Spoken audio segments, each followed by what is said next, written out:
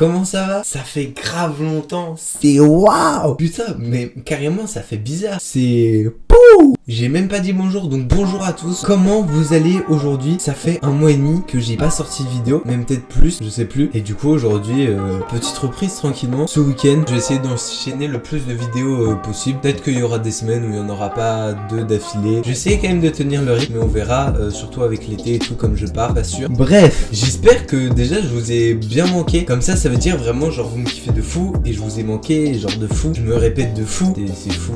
En tout cas, j'espère qu'en mon absence, vous avez trouvé des choses à faire. Voilà, je sais que je comblais votre ennui durant vos journées, tellement je suis incroyable et tellement mes vidéos sont passionnantes. Et c'est pour ça que d'ailleurs aujourd'hui vous êtes très content que je sois de retour sur cette chaîne. Sinon, je sais pas si vous vous souvenez, ma dernière vidéo qui a très bien marché d'ailleurs, et merci beaucoup même pour tous les retours que vous m'avez fait et tout. Vous avez été beaucoup à me dire waouh, elle est cool. Et même moi j'étais très fier de moi. Je trouve que c'est la meilleure vidéo de ma chaîne. Après voilà, c'est comme mon avis. Bref, mais dans cette dernière vidéo, à un moment je parle du fait de faire 15 vidéos avant que mon frère revienne. Mon frère revient le 13 juin, un truc dans le genre. Du coup, je vous explique, il y a 1 mois d'ici le moment où il revient, et du coup faut que j'ai sorti 3 vidéos. Donc normalement là il y a une vidéo par semaine jusque mi-juin. Après je sais pas, il y aura le bac français et tout, donc pas sûr, mais normalement voilà. D'ailleurs je voulais reprendre bien plus tôt. Là je fais un peu résumé de tout ce qui s'est passé pendant 1 mois, mais c'est normal, c'est voilà le retour. Pendant ces 1 mois, en fait je voulais revenir bien plus tôt, il y a 2 semaines, mais j'ai eu le bac blanc de français oral et écrit. Du coup j'ai pas du tout pu, en tout cas ça s'est plutôt bien passé on va dire. Bref, oh là là, et vraiment je suis trop heureux, ça fait trop bizarre. Aujourd'hui on se retrouve pour une vidéo où on va parler d'une histoire. Je me suis dit voilà, on reprend tranquillement, petite histoire chill, pas forcément hyper joyeuse mais pas non plus horrible, genre vous allez voir ça va. Je me suis dit voilà, pour reprendre petite vidéo histoire tranquille, ça me paraissait le mieux. Les semaines prochaines il y aura des vidéos. D'ailleurs on s'approche des 200 abonnés, donc n'hésitez pas à vous abonner, n'hésitez pas non plus à commenter, mettre un like, partager les vidéos. N'hésitez pas aussi à aller me follow sur Insta et TikTok, qui s'affiche juste là. Pow, ça explosion. Je fais les effets de montage moi-même, genre en pleine vidéo. C'est fou, non? Bref, voilà. Du coup, on est en route pour les 200. Il y aura peut-être une vidéo spéciale pour les 200. Voilà, je tease pas. Voilà. Bah, un peu quand même. Bref, on est parti tout de suite. L'intro est beaucoup trop longue. On est parti tout de suite. En tout cas, aujourd'hui, nouvelle vidéo, tranquillement. On va parler d'un endroit où il s'est passé beaucoup de choses surnaturelles et à la fois où il y a quand même des explications rationnelles. On est parti pour l'histoire. Aujourd'hui, nous allons parler du triangle des Bermudes.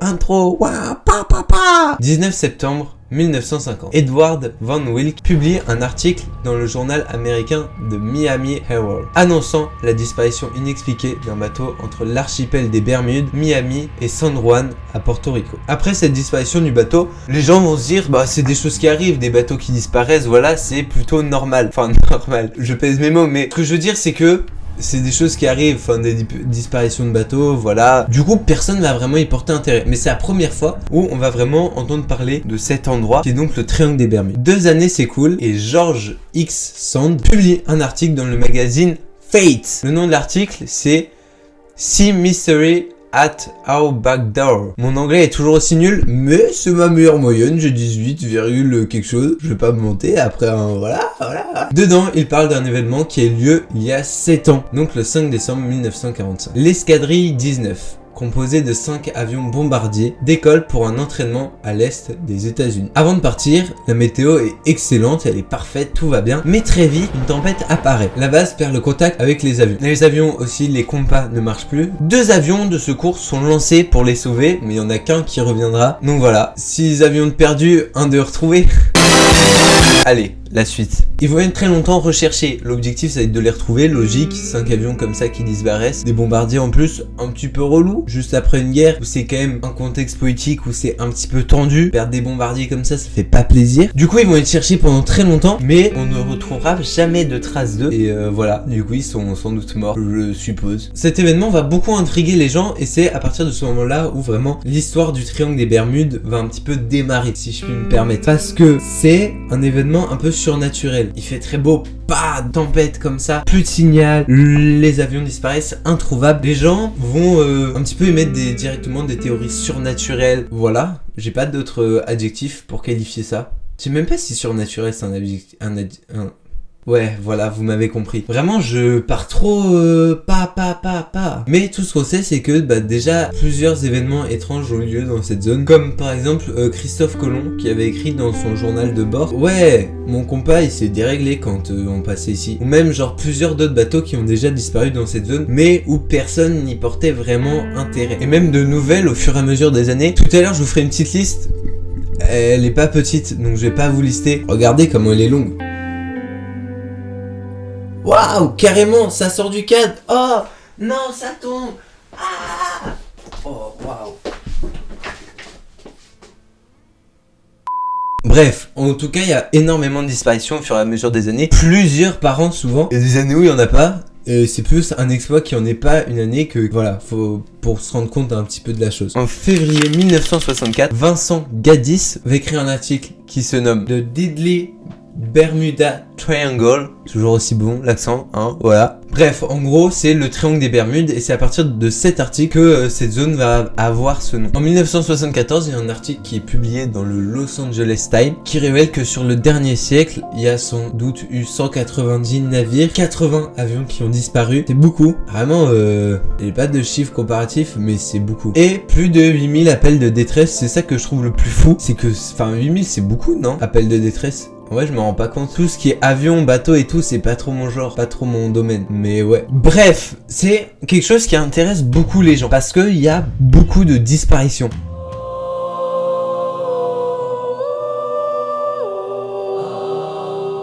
C'est un sujet qui intéresse beaucoup les gens et les gens en parlent vraiment beaucoup. C'est un sujet qui intrigue quoi. Et il y a vraiment énormément de disparitions. Je vais vous en lister quelques-unes, voilà, comme ça, je suis gentil. Sans doute plus d'explications que ça, parce que j'avais la flemme de me renseigner. Enfin, comme vous avez vu tout à l'heure, la liste, elle est vraiment longue. La première disparition, ou en tout cas, pas forcément disparition, mais action un peu marquante qui a eu lieu, du coup, après compas déréglé de Christophe Colomb, c'est l'USS Insurgent. Donc c'est un navire français qui a été capturé par les Américains en 1799 et du coup dedans il y avait 36 canons et 340 marins. En 1909, le Spray, donc c'est un navire dirigé par Joshua Slocum, donc qui était considéré comme l'un des meilleurs marins de son temps, a disparu. Voilà, c'est tout. Il se passait quoi en 1909 d'ailleurs, hein?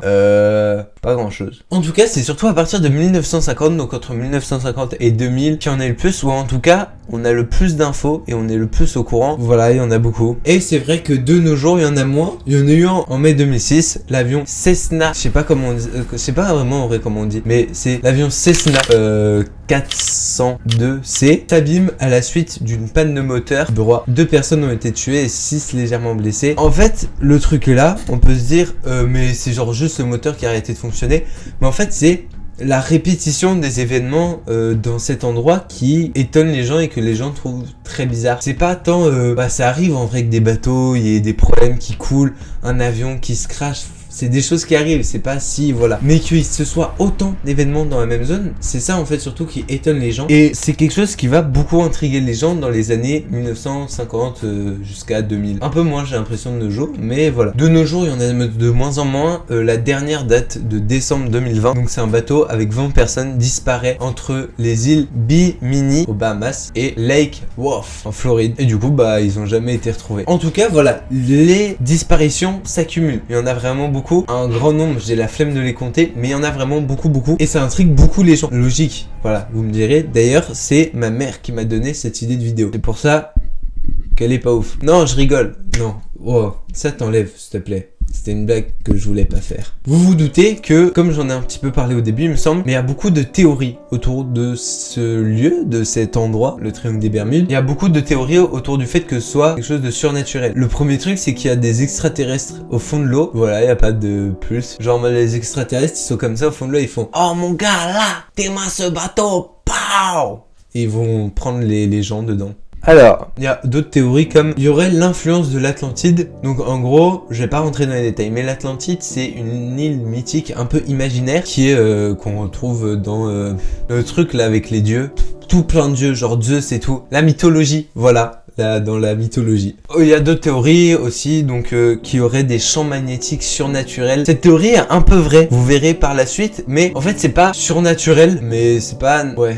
Non, mais même pas en fait, qu'est-ce que je raconte moi? Qui aurait des distorsions temporelles, donc un peu en mode le bateau arrive, tchou qui passe et pouf, il part dans une autre dimension. C'est ce que j'ai compris. Ou enfin des champs magnétiques surnaturels qui feraient que ça déréglerait tout et que les bateaux feraient POW, ça explose. Bien évidemment, il y a des personnes plus rationnelles. Je pense que c'est lié à des perturbations climatiques et tout ça, qui sont plus logiques. Bon, de nombreux scientifiques vont faire des recherches autour de ce phénomène parce que ça les intrigue quand même. Bizarre que, voilà, toujours dans cette zone, il y ait autant de bateaux qui disparaissent et tout ça. Les premières théories donc vont être des théories plutôt climatiques par rapport, voilà, des grosses tempêtes qui arrivent. Mais une tempête ça pop pas comme ça, genre il fait pas beau et d'un coup, pow, tempête. Mais la première explication qui va être trouvée, c'est que il y aurait des cyclones un peu qui passent dans cette zone, toujours un peu au même moment de l'année et du coup qui créeraient des grosses tempêtes très dangereuses. Et du coup logique que si un bateau ou un avion passe à ce moment-là, il finit pas en très bon état.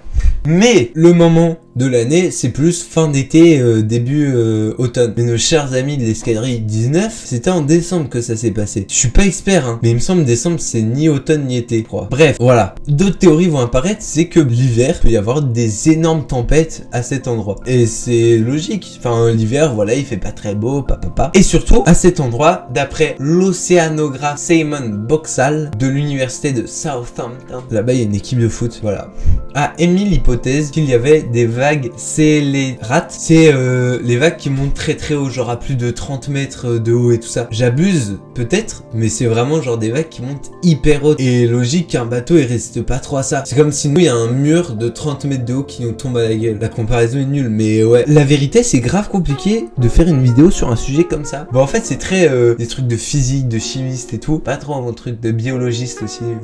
Mais je m'en sors, vous inquiétez pas. En fait malgré toutes ces hypothèses qui sont mises au fur et à mesure des temps, il n'y en a jamais une qui convainc tous les scientifiques. Il y en a toujours un ou deux, ils font non, c'est pas ça. Du coup, les autres ils font ok. Du coup, ils continuent à chercher. Il y a très longtemps, il y avait un volcan à cet endroit et avec le temps, le volcan s'est arrêté et l'eau l'a recouvert. Même genre, il y a de la roche qui est au-dessus, enfin voilà. Le volcan, on n'entend plus trop parler. Mais les roches volcaniques sont très magnétiques. Et du coup, en fait, on se rend pas compte, mais petit schéma. Là, tu as l'eau. Là, tu as la roche.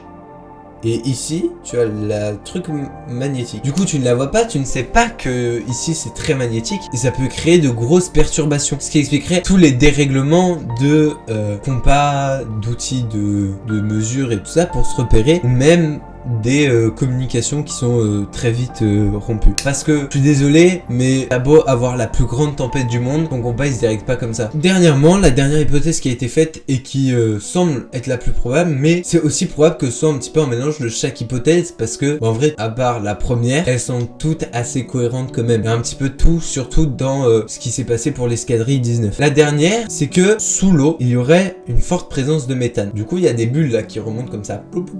Du coup, du méthane se dégage dans l'air, mais aussi sort de l'eau. Le méthane dans l'eau, ça change un peu la matière de l'eau. Pas la matière, mais la consistance. Bref, vous avez compris. Donc l'eau, en gros, avec du méthane, le bateau coule. Parce que l'eau n'a pas les mêmes caractéristiques un peu, et du coup, les bateaux, au lieu de flotter comme ça, ils font pouf. Cette représentation était magnifique. Je tiens à ce qu'on souligne. Cette forte sortie de méthane peut aussi faire perdre connaissance au pilote ou au conducteur d'un bateau. Le méthane peut causer de nombreuses choses pas top. Bref, tous ces éléments sont sans doute des théories vraies et explicables. Donnent des explications aux choses. Sont sans doute toutes vraies et ça doit être un petit peu un mélange de tout ça. Le méthane reste la dernière et à ce jour, personne n'est toujours complètement convaincu que ce soit ça. Il y a des gens qui sont encore convaincus que c'est genre juste des choses surnaturelles ou les extraterrestres qui s'amusent à arriver comme ça, ils font wouhou, yo l'équipe. Et puis voilà. De nombreux livres ont été écrits en rapport avec le triangle des Bermudes, dont un de Lawrence David Kush. Tous les sens de la Kush.